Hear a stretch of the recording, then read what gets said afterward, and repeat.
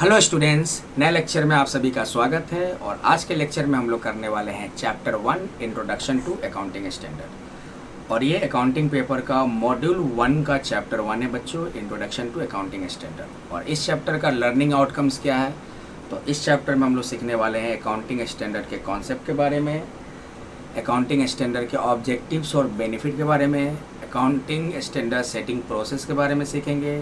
फिर हम लोग अकाउंटिंग स्टैंडर्ड का इंडिया में क्या स्टेटस है इस पर डिस्कस करेंगे। इंटरनेशनल अकाउंटिंग स्टैंडर्ड अथॉरिटीज़ के बारे में सीखेंगे और international financial reporting standard as global standard इसको डिस्कस करेंगे। कन्वर्जेंस वर्सेस एडॉप्शन के बारे में हम लोग डिस्कस करेंगे और इंटरनेशनल फाइनेंशियल रिपोर्टिंग स्टैंडर्ड और इंडियन अकाउंटिंग स्टैंडर्ड के कॉन्सेप्ट के बारे में सीखेंगे। और at the end carve outs और कार्व इन्स पे भी थोड़ा हम उसके कॉन्सेप्ट और ऑब्जेक्टिव्स पे भी डिस्कस करेंगे। तो ये बच्चों लर्निंग आउटकम है। लर्निंग आउटकम हमारा सिलेबस है। आपके लिए ये सारे टॉपिक आपके लिए इंपॉर्टेंट है। एक भी टॉपिक छोड़ के गए तो हो सकता है उससे एग्जाम में क्वेश्चन आए तो आपसे नहीं बनेगा। इसलिए लर्निंग आउटकम्स में जितने भी टॉपिक्स हैं वो सारे टॉपिक्स आपके क्लियर होने चाहिए। तो बच्चों सबसे पहला टॉपिक है आपका इंट्रोडक्शन। इस चैप्टर का फर्स्ट टॉपिक स्टार्ट हो रहा है इंट्रोडक्शन। इसमें सबसे पहले पढ़ेंगे हम लोग जनरली एक्सेप्टेड अकाउंटिंग प्रिंसिपल, जिसको शॉर्ट में कहते हैं गैप, GAAP।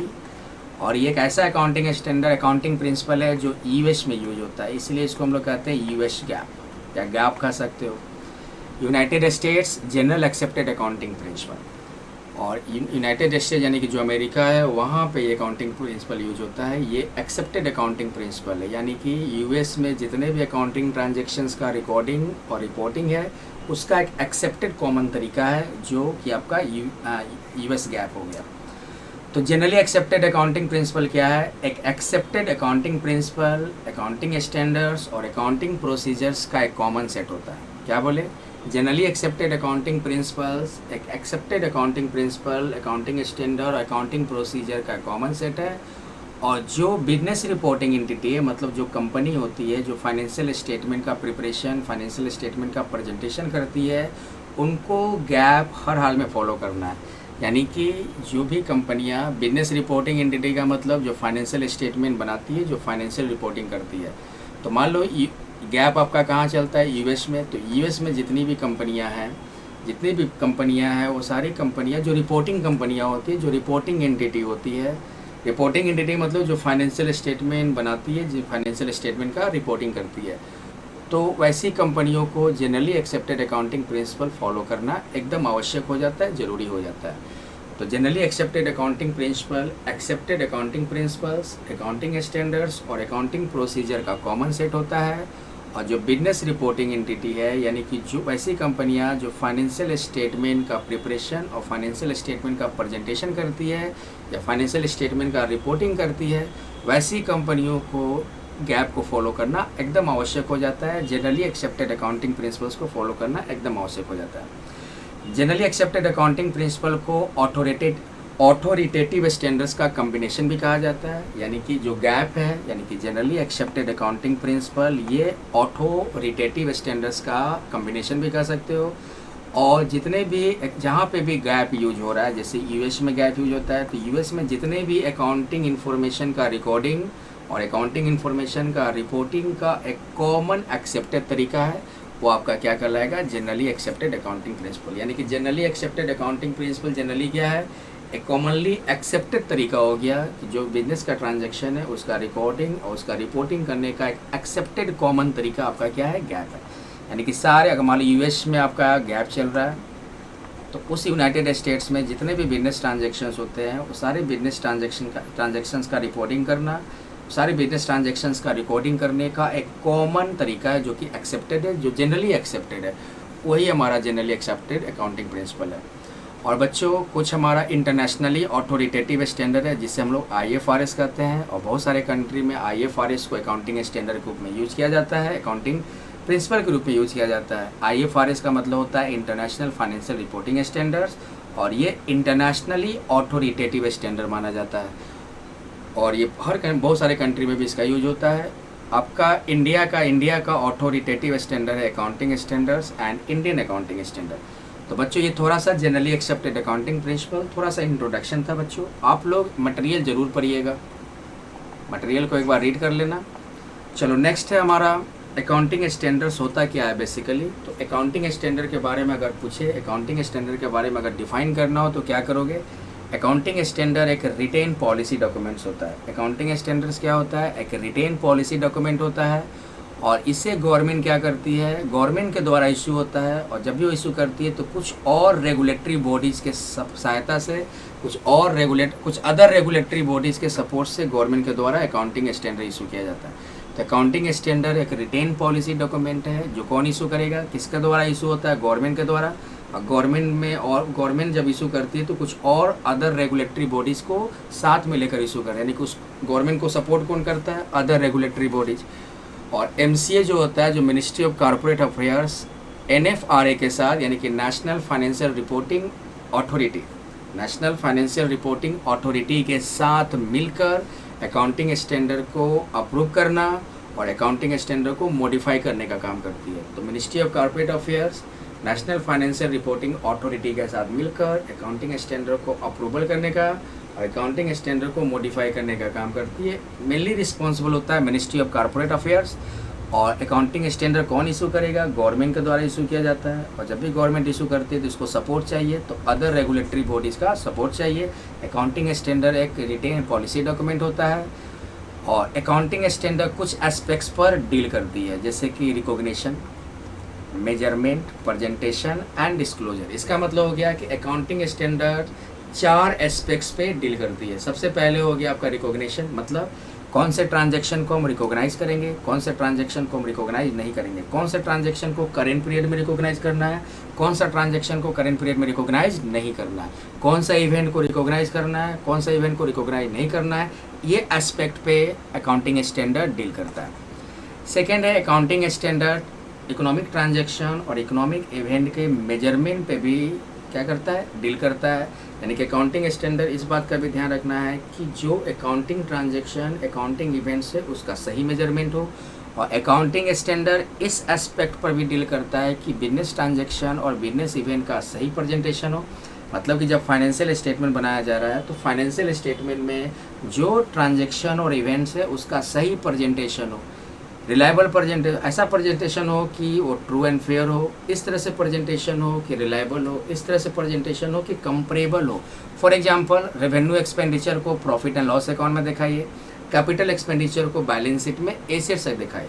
अगर हम उल्टा कर देते हैं, कैपिटल एक्सपेंडिचर को प्रॉफिट एंड लॉस में दिखाते हैं और रेवेन्यू एक्सपेंडिचर को बैलेंस शीट में एसेट साइड दिखा देते हैं, तो ये गलत प्रेजेंटेशन हो गया, जो कि एकदम रिलायबल नहीं माना जाएगा। तो अकाउंटिंग स्टैंडर्ड इस एस्पेक्ट पर भी ध्यान देती है कि फाइनेंशियल स्टेटमेंट जब भी बनाया जाए तो फाइनेंशियल स्टेटमेंट बनाते समय उसका प्रेजेंटेशन सही होना चाहिए।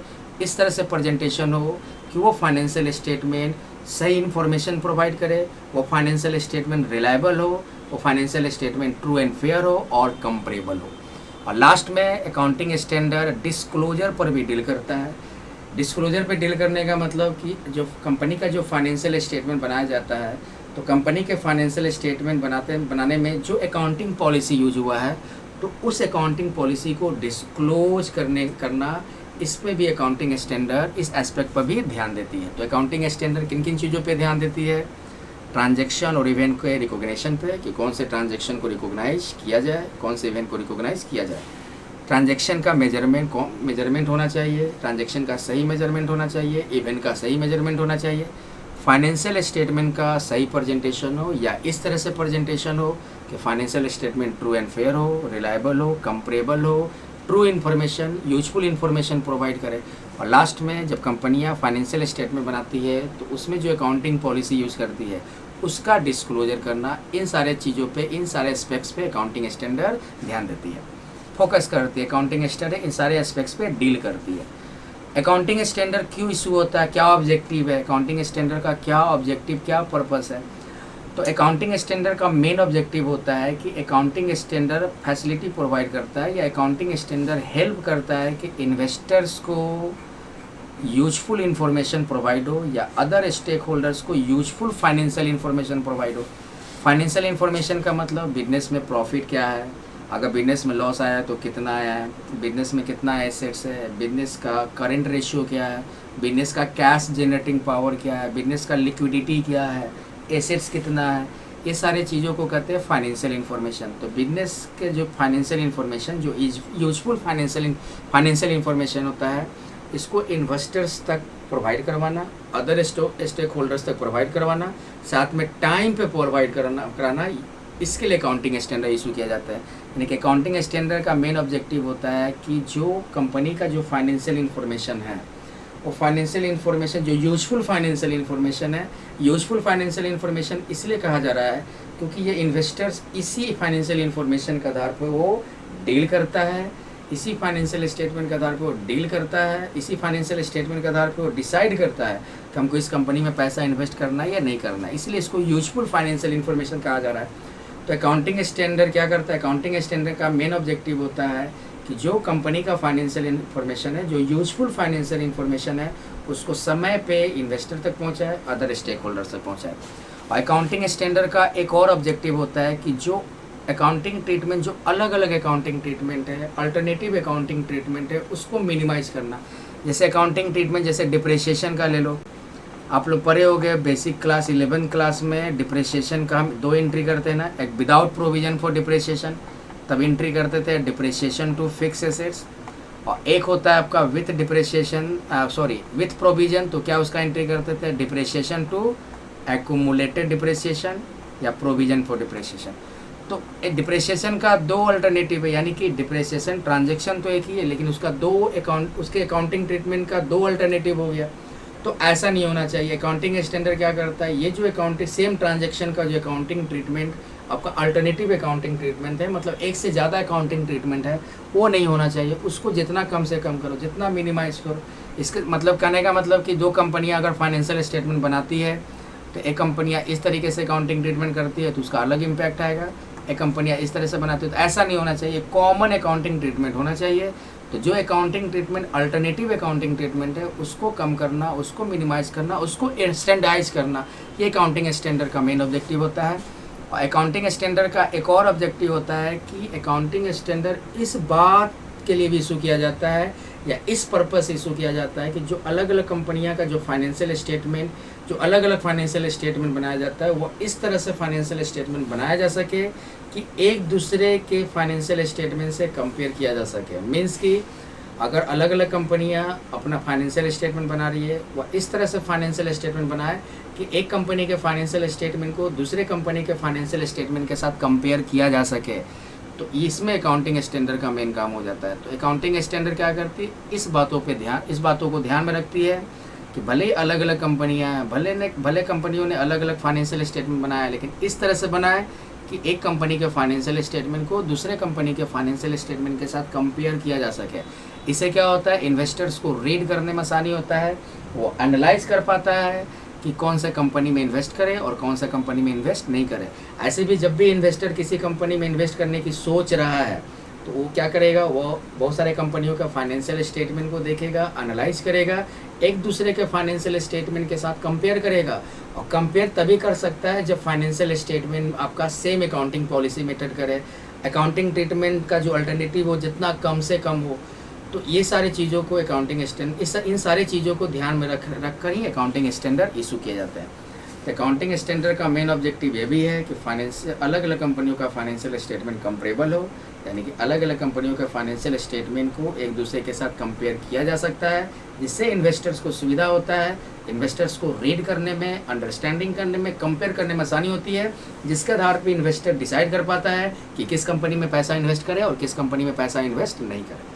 तो ये था बच्चों थोड़ा सा अकाउंटिंग स्टैंडर्ड्स के बारे में। नेक्स्ट है accounting standards deal with the following aspect. ये तो बच्चों हो गया अकाउंटिंग स्टैंडर्ड इन 4 एस्पेक्ट्स पे डील करता है, इन 4 एस्पेक्ट्स पे ध्यान देता है। सबसे पहले कि बिजनेस ट्रांजैक्शन और इवेंट जो होते हैं उसको रिकॉग्नाइज करने के बारे में, यानी कि अकाउंटिंग स्टैंडर्ड इस एस्पेक्ट पे ध्यान देता है कि कौन सा बिजनेस ट्रांजैक्शन, कौन सा बिजनेस इवेंट को रिकॉग्नाइज किया जाए, कौन सा बिजनेस ट्रांजैक्शन बिजनेस इवेंट को रिकॉग्नाइज नहीं किया जाए, कौन सा बिजनेस ट्रांजैक्शन करेंट पीरियड में रिकॉग्नाइज होगा, कौन सा बिजनेस ट्रांजैक्शन करेंट पीरियड में रिकॉग्नाइज नहीं होगा। सेकेंड है measurement. Accounting transaction accounting event का सही मेजरमेंट हो, अकाउंटिंग ट्रांजैक्शन अकाउंटिंग इवेंट का सही प्रेजेंटेशन हो, यानी कि जब फाइनेंशियल स्टेटमेंट बनाते हैं तो फाइनेंशियल स्टेटमेंट का ऐसा प्रेजेंटेशन हो ताकि financial statement true and fair हो, रिलायबल हो और कंपेरेबल हो। तो ये सब चीज़ों पे अकाउंटिंग स्टैंडर्ड फोकस करती है, इन सब चीज़ों का डील करती है। और लास्ट में अलग अलग कंपनियाँ, लास्ट में जो भी कंपनियाँ फाइनेंशियल स्टेटमेंट बनाती है उसमें जो अकाउंटिंग पॉलिसी यूज़ करती है, तो अकाउंटिंग कौन सा अकाउंटिंग पॉलिसी को डिस्क्लोज करने की ज़रूरत है, इसमें भी अकाउंटिंग स्टैंडर्ड आपको अकाउंटिंग स्टैंडर्ड डील करता है, इस बात पे भी ध्यान देता है। तो ये सब हो गया accounting standard deal with the following aspects. Next है benefits of accounting standard. Accounting standard का क्या क्या एडवांटेज है? सबसे पहले कि जो अलग अलग अकाउंटिंग ट्रीटमेंट से एक ही ट्रांजैक्शन का जो अल्टरनेटिव अकाउंटिंग ट्रीटमेंट है उसको मिनिमाइज करना, उसको स्टैंडर्डाइज करना। मतलब कि एक ट्रांजैक्शन का एक अकाउंटिंग ट्रीटमेंट होगा, तभी तो सभी अलग अलग अकाउंटेंट भले अलग अलग कंपनियों में काम कर रहे हैं लेकिन वो सेम ट्रीटमेंट करेंगे, जिससे क्या होगा, फाइनेंशियल स्टेटमेंट कंपेरेबल बनेगा। एक दूसरे सेम तरीके से जब बनाएंगे फाइनेंशियल स्टेटमेंट तभी तो कंपेयर किया जा सकता है। अब कोई डिप्रिसिएशन का दूसरा तरीका यूज़ कर रहा है, कोई दूसरा तरीका यूज़ कर रहा है, तो ये नहीं होना चाहिए। और एक और चीज़ बच्चों, डिस्क्लोजर में यहाँ पे था, डिस्क्लोजर में अकाउंटिंग स्टैंडर्ड डिस्क्लोजर पे, डिस्क्लोजर में हम लोग क्या करते हैं कि जो कंपनियाँ अपने फाइनेंशियल स्टेटमेंट बनाते समय जो अकाउंटिंग पॉलिसी यूज़ करती है या अकाउंटिंग मेथड यूज़ करती है उसका डिस्क्लोज करना ज़रूरी हो जाता है। जैसे कि डिप्रिसिएशन का कैलकुलेशन हम किस मेथड पे किए, मान के चलो फिक्स इंस्टॉलमेंट मेथड पे किए या रिटेन डाउन वैल्यू मेथड पे किए, या कह लो स्टॉक का या इन्वेंट्री का वैल्यूएशन हम किस मेथड से किए, लिफो मेथड से किए या फीफो मेथड से किए।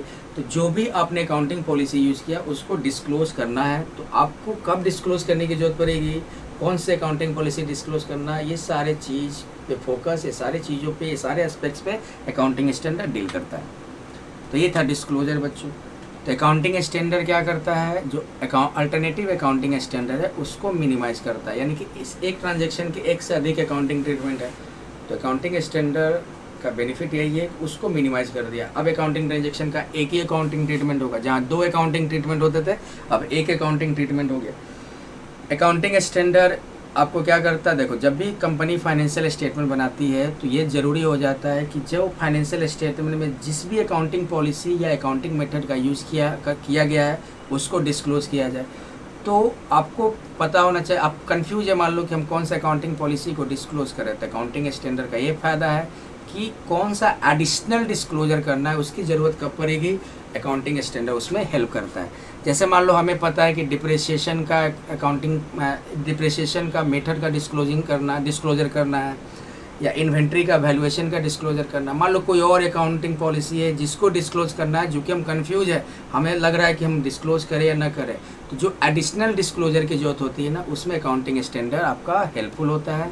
और अकाउंटिंग स्टैंडर्ड का एक और एडवांटेज है कि अकाउंटिंग स्टैंडर्ड से फाइनेंशियल स्टेटमेंट कंपेरेबल होता है। फाइनेंशियल स्टेटमेंट कंपेरेबल होने से फ़ायदा यही है कि इन्वेस्टर्स जब कंपनियों में इन्वेस्ट कर रहा होता है, इन्वेस्ट करने की सोच रहा होता है, तो अलग अलग कंपनियों का फाइनेंशियल स्टेटमेंट देखेगा तो उसको कंपेयर करने में सुविधा होती है और उसी कंपेरेबिलिटी के आधार पे वो डिसाइड कर पाता है कि कौन सा कंपनी बेहतर है उसके लिए, कौन सा कंपनी में उसको इन्वेस्ट करना है। तो ये है अकाउंटिंग स्टैंडर्ड का बेनिफिट।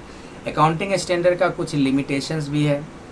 देखो अकाउंटिंग स्टैंडर्ड है प्रिंसिपल बेस्ड होता है, अकाउंटिंग स्टैंडर्ड क्या है, प्रिंसिपल बेस्ड है। लेकिन कुछ लिमिटेशन क्या है कि जो कम्प्लेक्स बिजनेस ट्रांजैक्शन है, जो कम्प्लेक्स बिजनेस ट्रांजैक्शन होता है वहाँ पे अकाउंटिंग स्टैंडर्ड क्या होता है, जजमेंटल हो जाता है, मतलब एक्यूरेट नहीं होता, जजमेंटल अनुमान पे चलता है। और अकाउंटिंग स्टैंडर्ड कभी कभी क्या होता है, कन्फ्लिक्शन के केस में, कभी कभी झगड़ा या विवाद के केस में उस समय लॉ काम आता है, उस समय अकाउंटिंग स्टैंडर्ड आपका दब जाता है, किसके आगे, लॉ के आगे, स्टैच्यूट के आगे। यानी कि उस समय लॉ क्या करती है, अकाउंटिंग स्टैंडर्ड को दबा देती है। उस समय अकाउंटिंग ऐसा लगता है कि अकाउंटिंग स्टैंडर्ड का कोई महत्व, कोई इंपॉर्टेंस नहीं है लॉ के आगे। तो ये है बच्चों इसका लिमिटेशन। कुछ इम्पोर्टेंट नोट्स है। अकाउंटिंग स्टैंडर्ड क्या करती है, अकाउंटिंग स्टैंडर्ड जो अलग अलग अकाउंटिंग पॉलिसी है, अकाउंटिंग पॉलिसी में आपका क्या आ जाएगा, जैसे डिप्रिसिएशन का कैलकुलेशन, फिर तुम्हारा ले लो स्टॉक या इन्वेंट्री का कौन सा मेथड से वैल्यूएशन करते हो।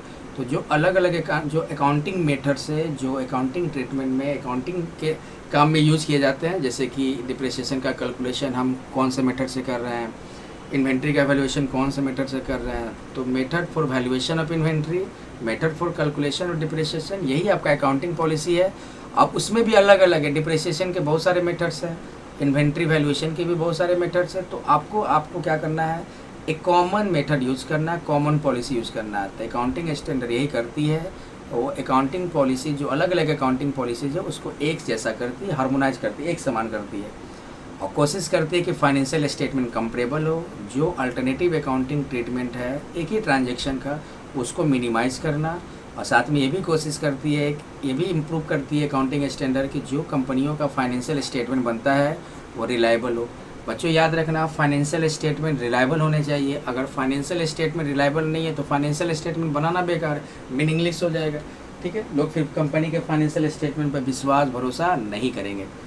तो जब भरोसा ही नहीं रहेगा, अंदर से लगेगा कि फाइनेंशियल स्टेटमेंट में धांधली किया गया, तो कोई भी इन्वेस्टर्स आपका इन्वेस्ट करने से पहले 10 बार सोचेगा। तो ये बहुत ज़रूरी हो जाता है कि फाइनेंशियल स्टेटमेंट रिलायबल हो, और अकाउंटिंग स्टैंडर्ड फाइनेंशियल स्टेटमेंट की रिलायबिलिटी को इम्प्रूव करने का काम करता है। ICAI बच्चों, institute of chartered accountant of India, तो जो इंडिया में नॉन कॉर्पोरेट एंटिटीज़ है उसके लिए अकाउंटिंग स्टैंडर्ड इशू करने का काम किसका है? ICAI का, यानी कि institute of chartered accountant of India का है। और मिनिस्ट्री ऑफ कॉर्पोरेट अफेयर्स क्या करती है? ये अकाउंटिंग स्टैंडर्ड को अप्रूव करने का और अकाउंटिंग स्टैंडर्ड को मॉडिफाई करने के लिए रिस्पॉन्सिबल है। यानी कि MCA, यानी कि मिनिस्ट्री ऑफ कॉर्पोरेट अफेयर्स को रिस्पॉन्सिबिलिटी दिया गया है कि वो अकाउंटिंग स्टैंडर्ड का अप्रूवल करे और अकाउंटिंग स्टैंडर्ड का मॉडिफिकेशन करे। और अकाउंटिंग स्टैंडर्ड का लिमिटेशन क्या है? लिमिटेशन बच्चों यही है हमारा कि अकाउंटिंग स्टैंडर्ड क्या है, कभी कभी कम्प्लेक्स बिजनेस ट्रांजैक्शन होता है तो वहाँ पे अकाउंटिंग स्टैंडर्ड जजमेंटल हो जाता है, और कभी कभी कन्फ्लिक्शन के केस में, विवाद के केस में अकाउंटिंग स्टैंडर्ड दब जाता है किसके आगे? कानून के आगे। मतलब अकाउंटिंग स्टैंडर्ड आपका एक तरह से इतने सारे अकाउंटिंग स्टैंडर्ड का इंपॉर्टेंस पड़ रहा है और एक समय आके बौना बन गया किसके आगे? लॉ के आगे। तो बच्चों ये लिमिटेशन ही है। तो आई होप कि लेक्चर समझ में आया होगा। अगर नहीं समझ में आया तो आप लोग फिर से रिपीट करके देख लोगे। आप लोग बच्चों स्टडी मटेरियल पढ़ सकते हो, www.ici.org पे जाओगे, वहाँ पे आपका BOS में जाके पढ़ लोगे। बता दे रहे हैं बच्चों, आप लोग जो नए बच्चे हो www.ici.org पे जाकर आप स्टडी मटेरियल पढ़ सकते हो। BOS यानी कि बोर्ड ऑफ स्टडीज़ में जाकर, BOS। तो बच्चों ये था चैप्टर 1 का। अभी और इसमें है, हम लोग कंटिन्यू करेंगे लेक्चर को। तो आज इतना ही रहने देते हैं, इतना आप लोग देखो इसको। अगर लेक्चर समझ में आया तो ठीक है, नहीं समझ में आया तो इसको फिर से रिपीट करके देख लो। तो मिलते हैं बच्चों नेक्स्ट लेक्चर में। Thank you, bye bye.